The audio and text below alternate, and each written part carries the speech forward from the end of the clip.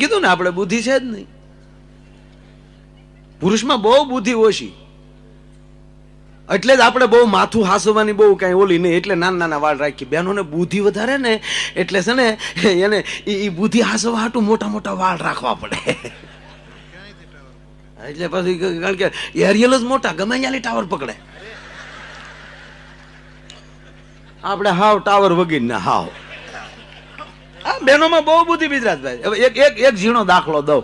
જો ભાઈ, તમારે પછી સમજવામાં ઉતાવળ નહીં કરવાની. હા, આમાં પછી તમારી રીતે તમે અરથ કરો તો પછી તમને એમ થાય કે માયો ભાઈ આવું કેમ બોલે. ના, આવું નહીં ભાઈ કરવાનું. આ જો પેલા કહી દઉં, હ તમારે ઉતાવળ નહીં કરવાની. હા, હકીકત કહું, આવા વડીલોની કૃપા છે આપણા ઉપર કે ટેસ્ટથી હેઠું ઉતરી જવું, પણ શબ્દથી હેઠું નથી ઉતરવું. શબ્દ છે યાર. આવા બેનરો લાગ્યા હોય એ લાજે યાર, ભૂલ પડી હોય. હવે વડીલો પડખે બેઠા હોય, ભોઠા ન પડવા જોઈએ. એટલે એક જોક્સ એવો છે, પણ એટલે પછી તમે ઉતાવળ કરો તો પછી લાગે પગે લોહી લીધા પછી. એટલે જો બુદ્ધિ કેવી કહું. એક બેન બસમાં ચડ્યા, ધ્યાન દેજો બરોબર. આમાં સમજાય તો જ દાંત કાઢવા, ખોટા દાંત નહીં કાઢવાના. આપણને બીજા કોઈને ફાવતું જ નથી કે હવે જો તમને આ વાત સારી લાગી હોય તો તાળીઓથી વાતને વધાવો. નહીં, વધાવવી જ નથી. કારણ કે સમજવું જ જોઈએ ને. કોઈ દી કલાકાર ફેલ જ ન હોય, ઓડિયન્સ ફેલ હોય શકે. કોઈ સમજી ન શકે તો જાય. પણ બહુ આમ જો હવે પકડીજો વાત. ઈ બસમાં ચડ્યા, અને બસમાં જેવા ચડ્યા એટલે ભાવનગર થી બસમાં ચડ્યા. આરે 3 છોકરા, 1 2 3. કંડક્ટરને કીધું એક અમદાવાદની ટિકિટ આપો. કે બેન એક ટિકિટ કેમ, આ 3 છોકરા તો હારે છે. ત્યારે બેને કીધું કે 3 વર્ષથી મોટી ઉંમરનો હોય ને એની ટિકિટ લેવાય ને, 3 વર્ષથી નાના હોય તો લેવાય. 3 વર્ષથી નાના હોય તો ન લેવાય. એક 3 વર્ષનો નથી.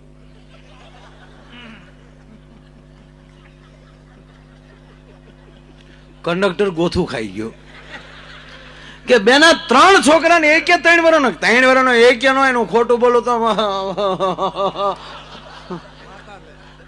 દશામાં બસ. હું ખોટું ન બોલું ભાઈ. 3 વર્ષનો. અરે કે બેન 3 છોકરા 3 વર્ષ નો જ હોય તો જ કેવું ને ભાઈ. આ જો 2 વર્ષનો, આ 2.5 વર્ષનો, આ 3.5 વર્ષનો.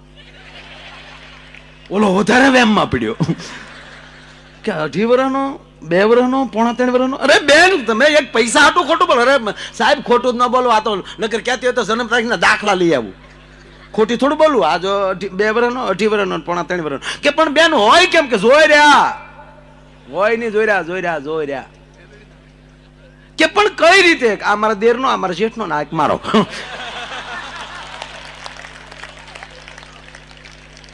કેવા ગીતો ગવાય. જેટલી ભજનમાં તાકાત છે એટલી લગ્ન ગીતમાં તાકાત. કોઈ એવું ભજન સાંભળે અને સાહેબ કોઈને વૈરાગ લાગી જાય અને એમ કહેવાય કે સંન્યાસના પંથે વયો જાય, એટલી ભજન અસર કરી જાય. પણ એ સંન્યાસી કોઈ એવા ગામમાં ઝૂંપડામાં એમ કહેવાય લગ્ન થતા હોય, નેહડામાં લગ્ન થતા હોય, ગામમાં લગ્ન થતા હોય. આપણે આ માવું બેઠી છે, હજી આને ખબર છે, આવી માવું માંડવામાં બેઠી ગીત ગાતી હોય જૂના. એ ગીત જો સંન્યાસી સાંભળી ગયો હોય ને, લેગો પેલે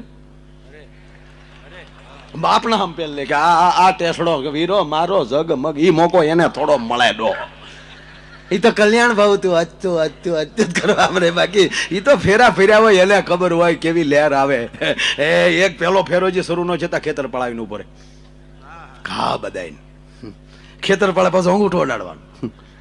એ ખેતર પાડને એ જે ઓલી શું કહેવાય ઉકરડી, એ બેન કઈક સંબંધ છે, એમાં નથી જવું. એક દી આપણો આખો પ્રોગ્રામ એનો રાખવો છે, ઉકરડીનો અને ખેતરપાલનો.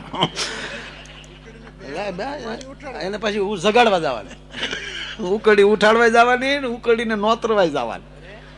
રસિયાની વાડીમાં ભૂતું બળે, કોણ ખેડે છે વાડ. આવા બધા ઉકરડીના ગીત નો ખાવ. ગીતો છે યાર. ગીત મેં કીધું એના એવા લગ્ન ગીતો ગવાય, 7 ફેરા ફરાય, મેં કીધું આવું પરદેશમાં આવું કાંઈ નહીં. અમેરિકાના મૂળ માણસો ત્યાંના જે છે ભારત સિવાયના એ લોકો કોને ખબર ક્યાં લગ્ન ચર્ચમાં કરતા કે મારા રામ જાણે.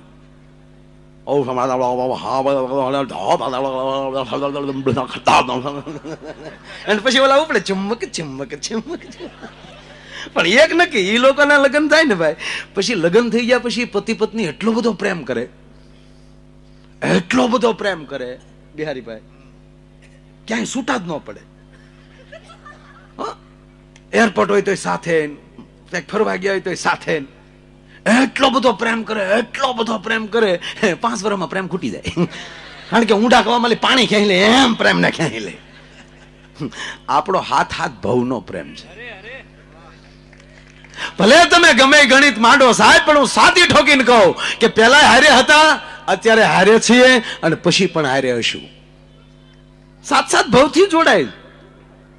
હા, કારણ કે આપણો તૂટક તૂટક પ્રેમ બપોરે બાંધીને બેઠા હોય ડોહા. અરે વળી બપોરે બાજ્યા હોય ને પછી જામ્યું ભાઈ. અને હકીકત છે, હાઈવે ઉપર ડ્રાઈવર જન નો આવે ને તો હાઈવે ની કિંમત જ ન સમજાય. એમ કારક કારક સબડકા થવાનો. ઈ પછી જે સમાધાનમાં જે મજા આવે ભાઈ ભાઈ હો. ઈ પછી હા બપોરે જમવા માટે ડખો થઈ ગયો, પછી ઓફિસે વહી ગયો, કામે વહી ગયો, પ્રોગ્રામ વહી ગયો, તબલામાં વહી ગયો, ગમે ગયો. પછી ઘરે આવે, પાછો ઘરે આવે. એક પ્રશ્ન તમને બીજો પૂછું, બે માણાના અબોલા હોય, એ ભાઈ ખોટું બોલે ને હા શું કહેવાનું, ઘરે આવે બે બોલતા નથી, જીતું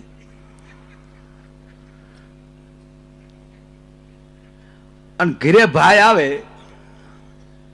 તો પહેલી વહેલી બોલાવાની શરૂઆત કોણ કરશે?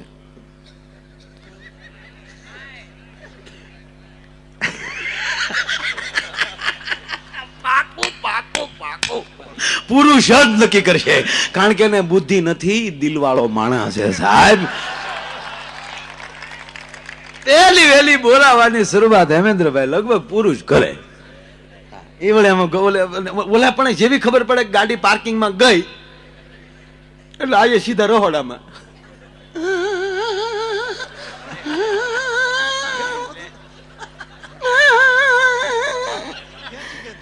આને શું થાય કે બપોરની રોતી જ લાગે. તા તો ઓલો આખો ઢીલો પડી જાય.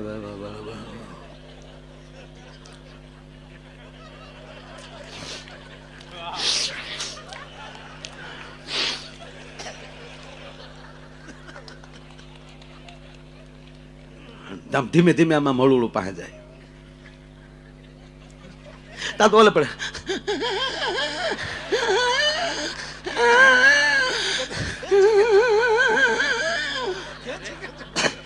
આ તો ઓલો પડખે બેહી જાય. આમાં આમ જો ગાંડી, આમ જો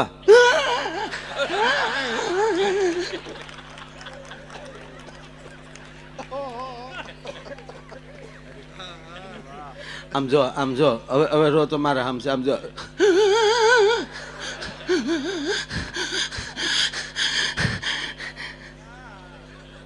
આમ જો ગાંડી, હું થોડો કઈ બોલ્યો, મને ખબર છે, મને ખબર છે મને.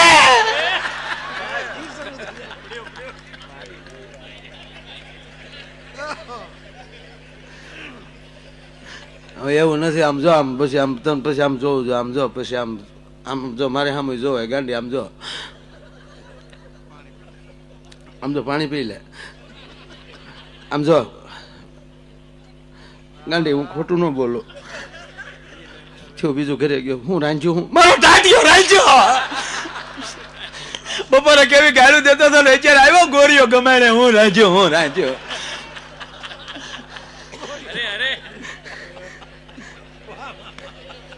કેવી તેથી વાતું કરતા હતા, આમ જાઉં તેમ જાઉં. एक्सेल वर्ड में रहूंगा मैं, दूर नहीं जाऊंगा मैं. એટલે મતલબ મારો રોયો કોઈ દી સોપાટી ઉપર ન લઈ ગયો. આમ જો ગાંડી, આમ જો એવું કઈ ન હોય. ના કેવી ગાળું દેતા હતા તમે. હું ગાંડી આમ જો તને નહોતો કઈ કેતો, એ હું બાને કેતો હતો ને તું વિશમાં કૂદી પડી. હા મને લાગ્યું તમે બાને જ કહેતા, હું ઉતાવળ એક ખીચડી કટી કર્યા. એ સમાધાન, તરત જ સમાધાન, તરત જ સમાધાન. એટલે વાત એ હાલતી હતી કે આ દેશનું દાંપત્ય જીવન આખું જુદું છે. અહીંયા લગ્ન થતા હોય એટલે એ ફેરા ફરતો ખેતરપાળ આવ્યો ને એક જણાને, લગભગ બધાને આવ્યો જ હોય. પપ્પુ તમારે મહારાષ્ટ્રમાં આવે આ ખેતરપાળ? અચ્છા, તમારે તો હાથ ફેરાય છે ને. હા, પોતે મહારાષ્ટ્રન છે પપ્પુ, પણ વર્ષોથી ઈશ્વરદાનભાઈ નો મિત્ર. અને એકવાર તો ગાડી ત્યાં ચલાવતો હતો, ગાડીનો બુકડો બોલી ગયો હકીકત, પણ કોઈને ભગવાનની દયાથી કાંઈ ન થયું. અને એક કહું તમને, પોતે મહારાષ્ટ્રન છે આ પપ્પુ, પણ આખે આખું ઈશ્વરદાનભાઈ નું એને કંઠ જ છે. તમે કયો એ સંત સપાખરું, એને સ્ટાઇલ ન આવડે, પણ એ થોડું ઘણું આઈનું હિન્દી બે ભેગું કરીને જે ક્યારેક શરૂ કરે આમ બેઠા હોય ત્યારે. એટલે અહીંયા 7 ફેરા. અને અહીંયા પાછું એવું છે, ફેરે ફેરે કઈક વરરાજો માગે. ઘણા સમાજમાં અહીંયા રિવાજ છે. એક જણો ફેરા ફરતો હતો એટલે અટકી જાય, પછી એ માગે. એટલે કીધું કે શું જોવે કુમાર? એ કે BMW. કીધું ને એની ઓલી ઘરવાળી જે બેન જે હતા ને એને ગાળીઓ કાઢી નાખો, નીકળ બાર લુખેશ, નીકળ બાર, મારા બાપ પહેલી BMW કાર માગે, નીકળ. અરે કે ગાંડી, એકચ્યુઅલી તો ગાડી તો આપણે બેને જ પછી રહી ને આપણી પાસે, એમાં શું? એ કે પણ તને ખબર છે માગી BMW માગ્યું? કે કેમ? એ કે મારો બાપ પ્લેન દેવાનો હતો ડો, તે માગીને ફરફરિયું માગી લીધું. હાવ એક ફેરે આપણને હેલિકોપ્ટર, બીજા ફેરે એ પ્લેન દેવાનો હતો, અને તે માગીને BMW માગ્યું. એ કે પણ હજી તો 6 ફેરા બાકી છે. એ કે હવે હું માગી? તક પ્લેન. હવે તો ઉપડે જ. તાકે કેમ? કે પેલા તારા બાપને કે ઘરે રનવે બનાવે ને પછી પ્લેન માગે. 10x10 ની ઓયડીમાં રહેશો ને BMW જોતી, સાયકલ મૂકવાનું પાર્કિંગ નથી, BMW. પેલા લાયકાત મેળવ. હકીકત છે, ભગવાન પાસે લાયકાત મેળવો પછી માગો, મા પાસે લાયકાત મેળવો પછી માગો. તમારો દીકરો 10મા માલી 12મા ધોરણમાં આવે એટલે આપણને ખબર જ પડે કે 12મા ધોરણના પુસ્તક લઈ દેવાય, અને યુનિવર્સિટીના ના લઈ દેવાય. માગે તોય ન મળે, અને 7મા ધોરણના ન મળે, 12મા ના જ મળે. એમ જેવું લેવલ લેતા જાવ ને એવી રીતે મારો બાપ તમને ઉપરથી આપ્યા કરશે, પણ પાસ તો થતા જાઓ. પાસ થવું જરૂરી. એટલે આ ખેતરપાળે પગ્યો એટલે આપણા જેકા દાદાને ખબર છે, આપણા એ ગામડાના ગોળ દાદા હાથમાં કંકાવટીને ચોખા લઈ ગયા હોય ને કે દેશી ઘી ખાઈ ગયા હોય. ઓમ શુભ લગ્ન મંડપ મધ્યાય વરરાજાના પગમાલી બૂટ મોજા કાઢી નહીં, વરરાજાના જમીના પગનો અંગૂઠો ખેતરપાળને અડાડો. અણવર કાલ્યો ગોળ દાદા 100 રૂપિયા તમારો અંગૂઠો અડાડી ગયો. એ ભાઈ મારો અંગૂઠો નો હાલે, વરરાજાનો અંગૂઠો અડાડો પડે બાપા. કે નહીં દાદા હાલ્યો, બીજા હો પણ મુદ્દો રેવા ગયો. ગોળ દાદા કે કઈ સમજણ નથી પડી, ત્યાં સમજણ પાડવા જેવું છે નહીં બાપા. અમે હજી વેવાય ને નથી ખબર પડવા દીધી, તમે ખેતરપાળને હુકમ ખબર પાડવા માંગો છો?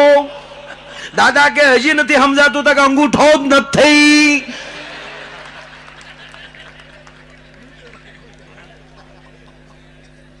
પગ બૂટમાં છે ત્યાં સુધી ધારા છે. એમ મૂળ મુદ્દો મારો કહેવાનો કે જેના જીવન ઉજળા હશે, જેની પાસે વિચારો ઉજળા હશે, અને જેની પાસે સારો મિત્ર હશે. સારું પુસ્તક હોવું જરૂરી, પણ સારો મિત્ર હોવો જરૂરી.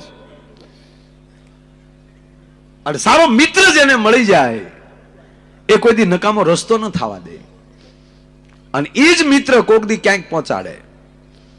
આ યોગેશભાઈ ને વર્ષોથી બાપાના એ બગડાણાથી જેસર વધારે બાપા ગયા હોય તો જેસરમાં ગયા. તો એ બધા મિત્રો મળતા એ ક્યાં સુધી પહોંચાડ્યા. હું બગડાણા હાલીને ગયો છું ભાઈ, બહુ સાંજના 5 વાગે સ્કૂલેથી આવી, દફતરનો ઘા કરી અને ન્યાલી 18 કિલોમીટર થાય. એ 5 વાગે બંદા ડોટું મૂકે. અમારું આખું મંડળ હતું, છોકરાઓનું મંડળ. એટલે મંડળ, હા એ જ મંડળ, ઓલું મંડળ નહીં, ઓલું મંડળ નહીં, ઓલું મંડળ.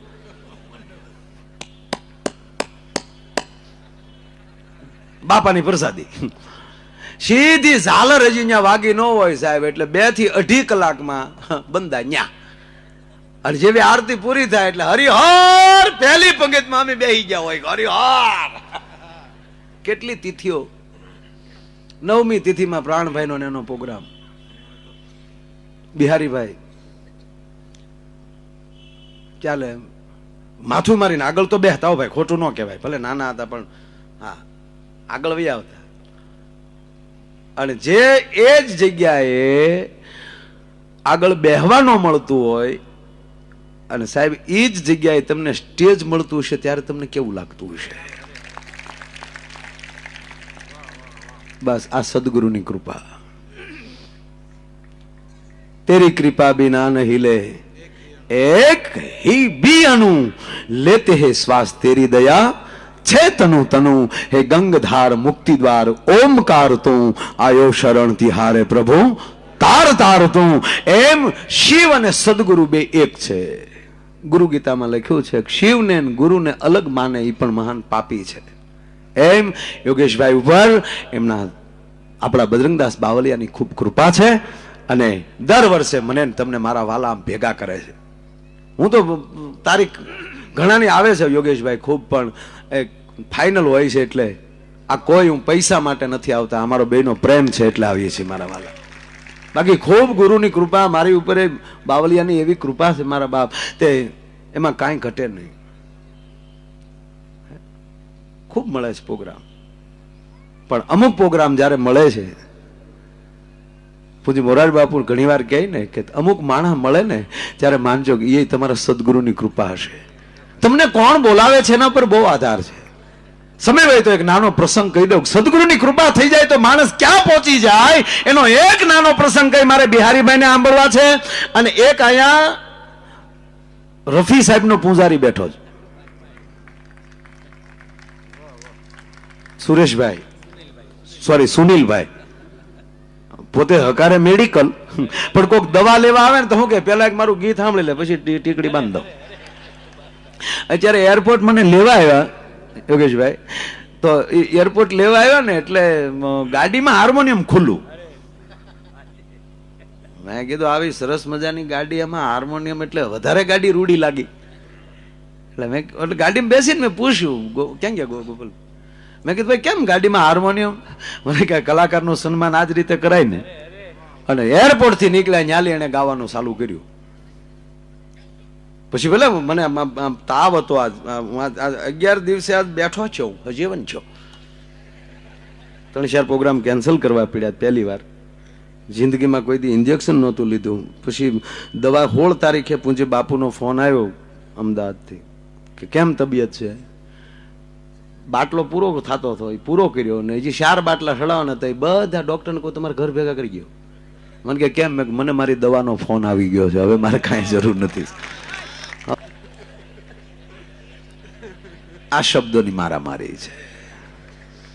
કોઈ પણ વસ્તુ અસત્ય ન હોઈ શકે.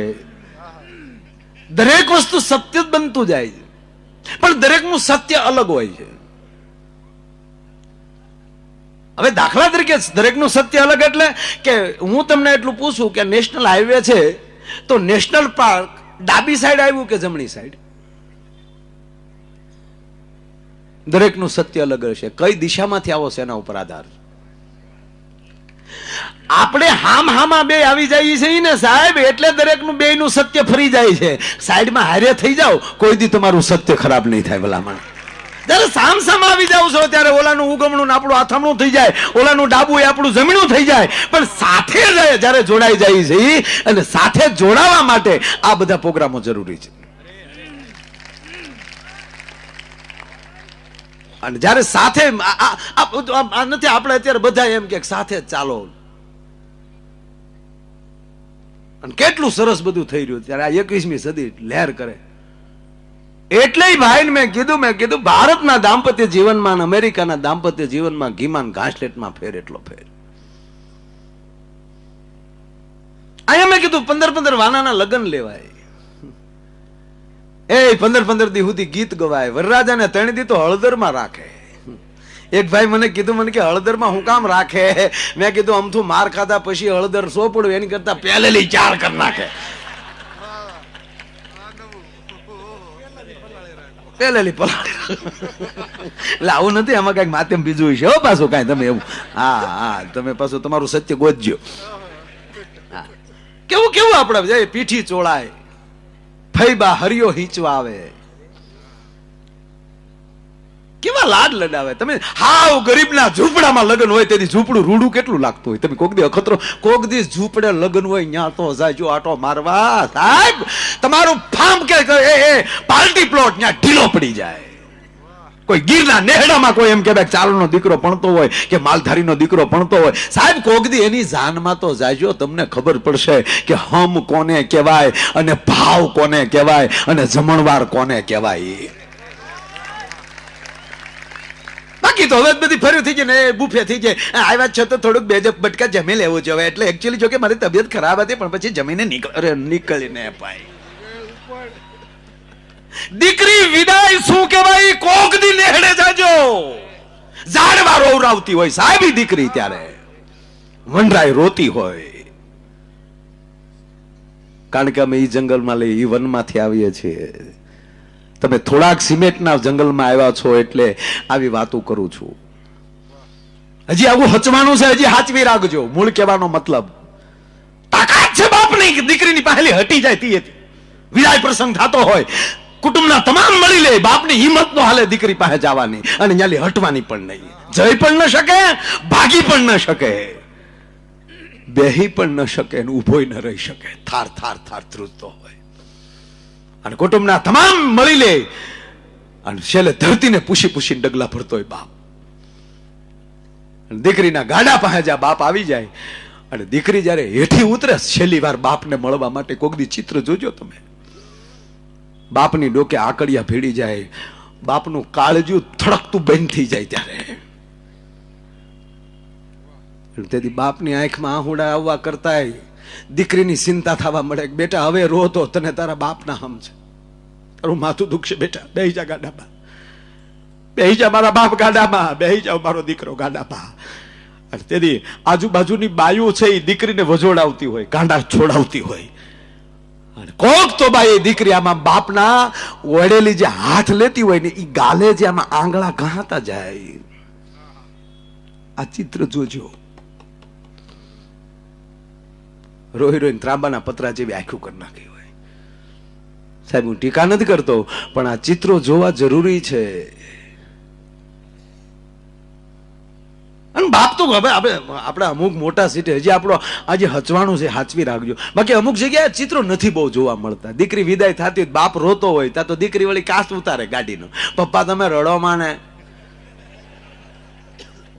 એકચ્યુઅલી પપ્પા તમે રડશો ને તો મને રડાઈ જશે ને તો મારો મેકઅપ બધો વિખાઈ જશે. અરે તારા મેકઅપ ને નાંગણી કરડે.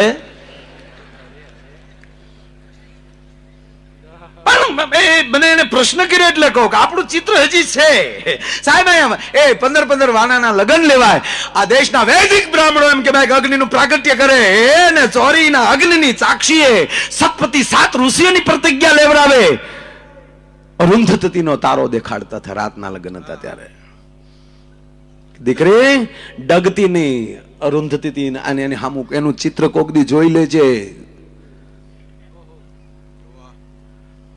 આ બધા જે રૂપકો જે છે ભારતના